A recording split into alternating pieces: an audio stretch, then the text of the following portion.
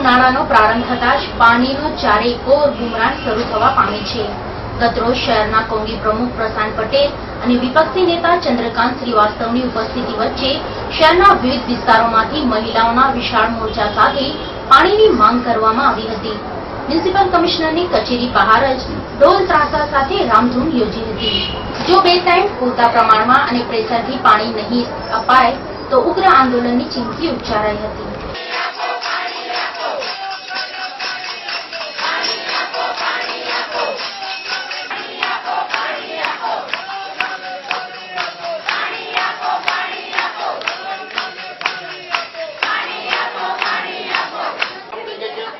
कोई पानी की व्यवस्था नहीं हमारे कांग्रेस पार्टी